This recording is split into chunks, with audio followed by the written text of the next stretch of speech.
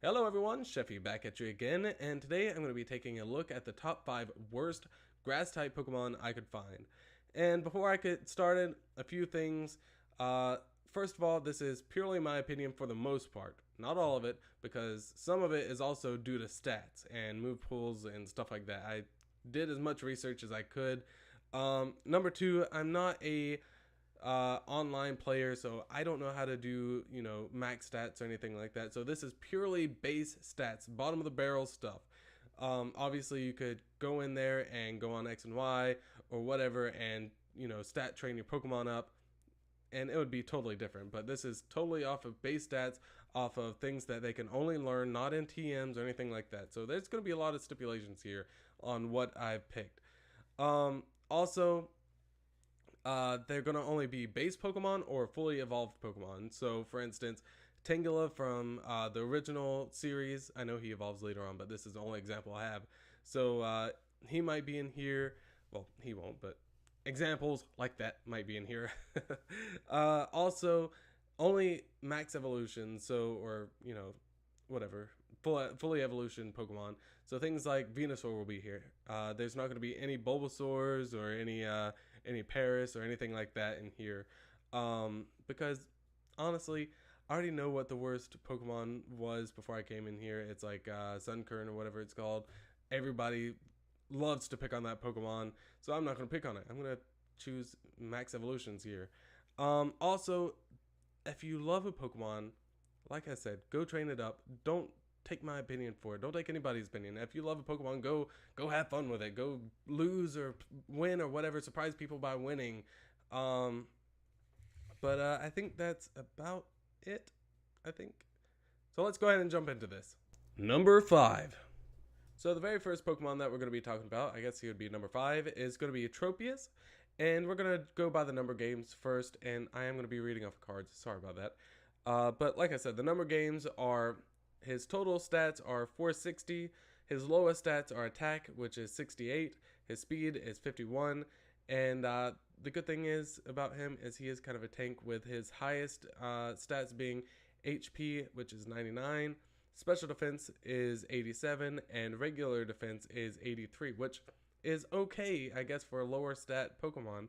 And whenever I say lower stat, I mean compared to pretty much all the other grass type Pokemon, he is on the mid to low range in his stats. But the only real bad thing that I can find about him, aside from his lower ish stats, is how am I supposed to believe a 220.5 pound dinosaur? How can that fly? But that's just a little design flaw that I can find. But the good thing about that is he does have a double typing, which is flying and grass, obviously. And with that, he gets a few attacks that are kind of more rare for grass Pokemon to get, like Leaf Tornado, Leaf Storm, Gust, and Fly, which all those, aside from Gust, are pretty good moves to have in your move pool. So let's go ahead and move into the next Pokemon. Number 4. So our next Pokemon is going to be Jumpluff. His total stats are 460. His lowest stats are HP, and that's 75, attack 55, and then special attack is also 55, which all those are not great at all. But his highest his highest stat is going to be speed, which is 110. So not only does he have a low attack and HP, so kind of makes him really weak, his move pool doesn't really have any good punching attacks. But Jumpluff does make up for that with really good stat reducing moves, kind of like Cotton Spore, Worry Seed, which makes your Pokemon pretty much stay awake. So going up against something that has rest makes it where it cannot regain any HP. And then Memento, which I think it like sacrifices Jumpluff, but it greatly reduces the speed, I want to say, of a Pokemon. So he has a pretty good move pool as long as you use him right and with other Pokemon. So let's go ahead into our next Pokemon. Number 3. In our number 3 spot, it's going to be Sunflora with the total stats of 425, lowest stats being speed, which is 30, which is not great, but I might have a solution for that in just a second. Its highest stat is special attack, which is 105. Like I said, unfortunately with these stats, it's not going to last too long. I think its HP is kind of low too. So you could make this into a pretty decent glass cannon, especially if you set it up with the jump left that I mentioned before. If you can slow down that Pokemon or even use a sleep powder or something like that for the opponent's Pokemon, Sunflora with its special attack, and then Petal Dance, Solar Beam, and Leaf Storm, which all pack a very powerful punch, you could really get in there and maybe even one-shot some Pokemon. But like I said, as base stats go, it's not going to hold its own, so it definitely needs a good team behind it. So let's go ahead and jump into the next Pokemon. Number 2. So our runner-up Pokemon is going to be Wormadam, which has the total stats of 424.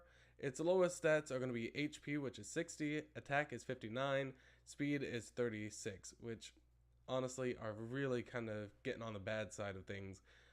Its highest stat is special defense, which is 105, which is pretty decent for, you know, tanking special moves and stuff like that. Unfortunately, due to its low stats, it's only really good, especially with its move pool, for being kind of a distraction. With moves like Confusion, which obviously confuses the Pokemon and makes it attack themselves, Attraction. Most Wormadams are female, or I think all of them might be female, so that's really good. Captivate, kind of like Attract, but even more powerful. And then Protect, so it can kind of stay on the field for a while you're trying to get your stuff set up, especially in a double battle. If you're trying to just set something up and you need just like a placeholder that won't die easy, use Wormadam. So let's go ahead into our next Pokemon. Number 1.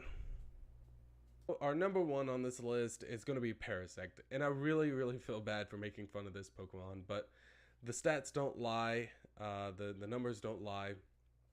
But the reason that I feel bad for this Pokemon is because 1, it's a first gen Pokemon, and 2, it is literally a zombie. If you check out its Pokedex entry, it's pretty much the mushroom on its back has taken over its body and mind and everything like that. So I feel really bad for it. But the total stats are 405, which out of evolution and base Pokemon, it's the lowest of the low whenever it comes to grass Pokemon. Also, the low stats are HP, which is 60, special defense, which is 60, and then speed, which is only 30. Its highest stat is going to be its attack, which is I think 95, which still isn't great. But this Pokemon does have some redeeming factors if you still want to use it. And obviously, if you want to train this Pokemon up, you can make him better than what he is, or it is. So some moves that it has and the things that it's good at is stat effects. So it can poison Pokemon.